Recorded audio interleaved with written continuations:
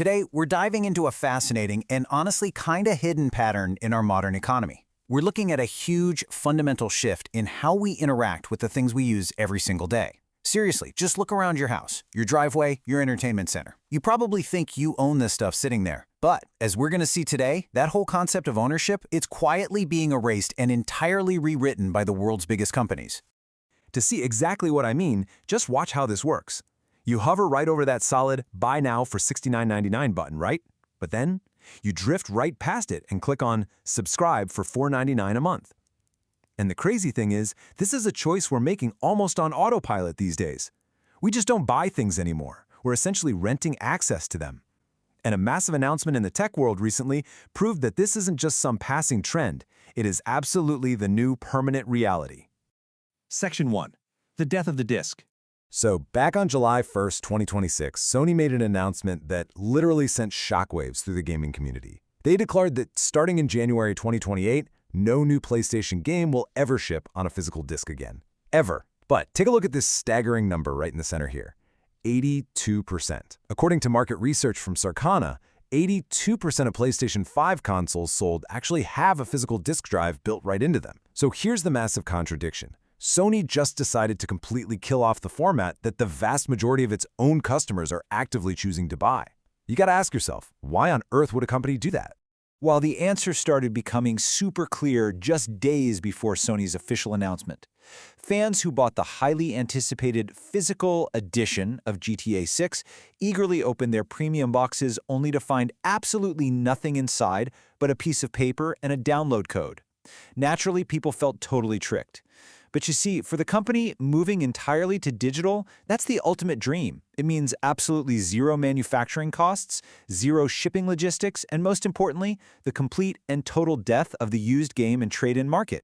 And honestly, this quote right here brilliantly illustrates the whole endgame. It's pulled straight from the PlayStation Terms of Service, and it reads, "You buy a personal license. You do not own the product." Wow. See, once your game is just a digital code floating in the cloud instead of a tangible plastic disc sitting on your shelf, your ownership becomes a total illusion. Sony is simply the latest giant to admit it out loud, following a slightly softer path that Xbox took a bit earlier. That $500 box sitting under your TV, yeah, it's quietly stopped selling you actual objects. Section 2. Hardware held hostage.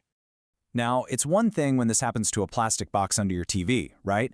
But what happens when this digital leash gets slapped onto a $50,000 object sitting right in your driveway?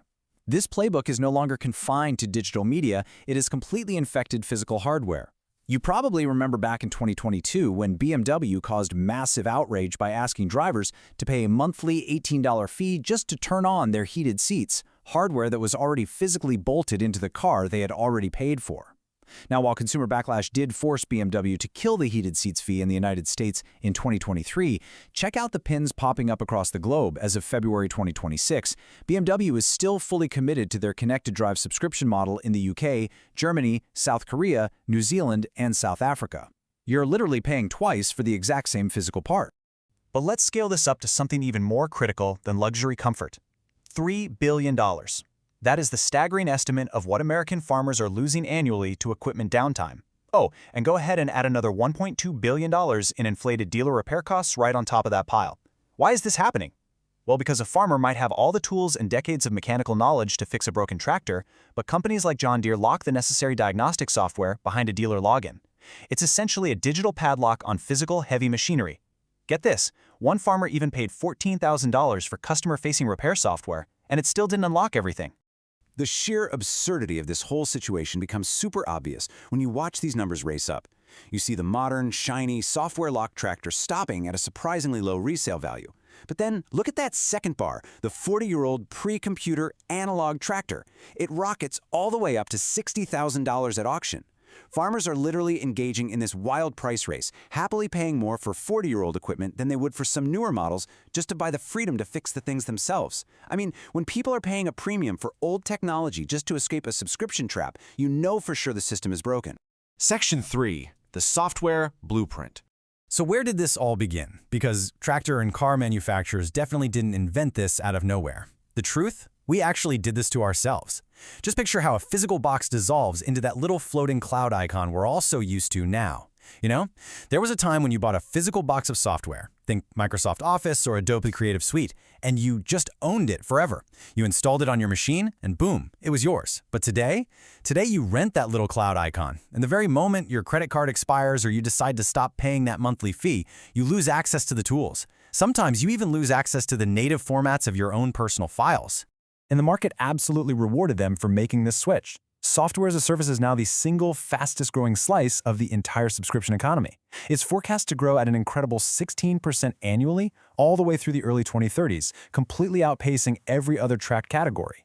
It's just an incredibly lucrative blueprint, and really, it's the exact reason hardware companies are pivoting so hard to copy their homework. Section 4. The trillion-dollar math. Okay, so if software started it, and heavy machinery followed, what happens when this business model comes for the basic, dumb, mechanical items in your laundry room? With every spin of a washing machine drum, just imagine a coin dropping into a slot. This isn't science fiction, folks. This is happening right now in Europe. Brands like Haier have introduced the Wash Pass in Italy, literally billing users between 70 cents and a full euro every single time they press start, and that's on top of their base plan. In the Netherlands, companies like Homey and Bundles are renting out Miele washing machines loaded with internet sensors that quietly monitor and charge you for every single cycle you run. Your household appliances are literally on a leash. Which brings us to the financial reality of all of this. $86. According to recent data, this is the number the average American actually thinks they spend every month on various subscriptions. I mean, it sounds totally reasonable, right? A couple of streaming services, maybe a software tool for work, a gym membership, not too bad. But as the math unrolls, we hit our wait what moment. The actual average spend is $219 a month. That is a massive 2.5 times gap between what you believe is leaving your bank account and what's actually being quietly siphoned away every 30 days. That right there is the absolute magic of the subscription model. It practically becomes invisible to the consumer. And the reason we don't notice is because we are just drowning in them. The average person is now juggling 8.2 active subscriptions at any given time. What's more, a staggering 78% of adults globally hold at least one paid subscription. We have essentially sleepwalked into a reality where our entire lives are rented out in small, recurring monthly increments.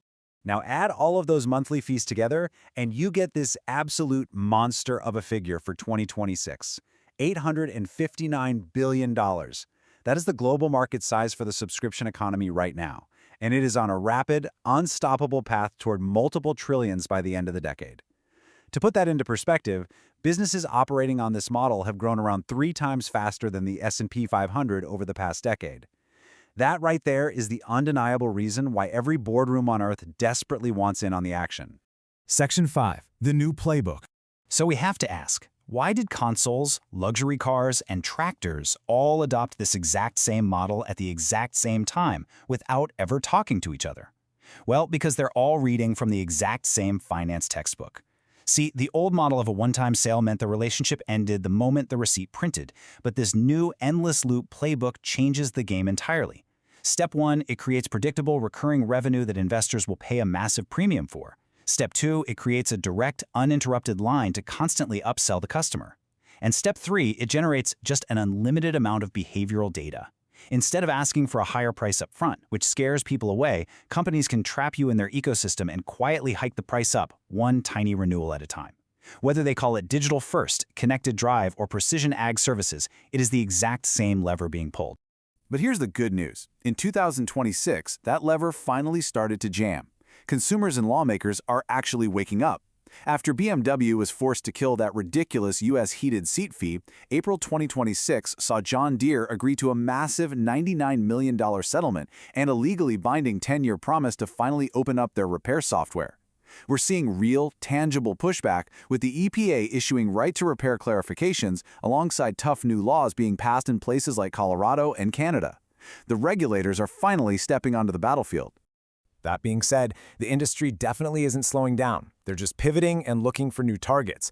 We're talking smart home hardware, e-bikes, kitchen appliances, and yes, literally even furniture. Rental platforms now let you lease a couch the exact same way you lease a car. Let this serve as a serious warning. Anything with a computer chip, a battery, a motor, or a subscriber list just waiting to be built is the next target for conversion into a monthly fee. So as we wrap up this explainer, I really want to leave you with one provocative thought to keep in the back of your mind the very next time you pull out your credit card. Ask yourself, are you paying for this item once, or are you quietly signing up to pay for it forever? Because right now, from your video game console to your car to your washing machine, that answer is pretty much being decided for you. But hey, I'd love to hear from you. What is the most ridiculous subscription you've personally run into? Drop it in the comments below, because shining a light on this stuff is the very first step to taking our ownership back.